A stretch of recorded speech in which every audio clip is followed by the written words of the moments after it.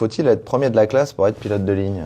Ça, c'est ce que tout le monde pense. Et ce n'est pas tout à fait exact. Moi, par exemple, jusqu'à la troisième, j'étais plutôt bon en maths et en physique. Et à partir du lycée, mon niveau a pas mal baissé. Mais après, en fait, il y a plein de moyens d'y arriver. En France, à l'école, on nous pousse vachement à être bon en maths et en physique si on veut être pilote. Parce qu'en fait, derrière, on part en prépa et on finit a priori à l'École nationale de l'aviation civile. Donc forcément, ça, c'est la voie royale. Maintenant, si on n'est pas aussi bon en maths et en physique, il y a d'autres moyens d'y arriver, notamment des écoles privées. Et ça, c'était mon parcours. Et puis, au niveau mathématique, il est plus nécessaire de savoir maîtriser un petit peu de calcul mental, la règle de 3. L'anglais, c'est évidemment intéressant puisque on travaille partout dans le monde. Et puis, comme l'explique Ellie, il y a aussi une autre voie qui est la voie que moi-même j'ai empruntée, la voie cadet d'Air France. Et les tests sont plus des tests psychotechniques, psychomotrices. Et c'est donc ouvert à tout le monde. C'est vrai qu'en fait, à la fin, dans un poste de pilotage, on veut des gens qui soient bien câblés, qui puissent travailler en équipage, des gens qui puissent bien communiquer. Donc en fait, on recherche pas forcément un très bon niveau en maths et en physique, mais plutôt un bon niveau de communication, d'écoute. Bon bref, toi comme moi, je crois qu'on serait pas là s'il fallait être premier de la classe. Non, c'est sûr.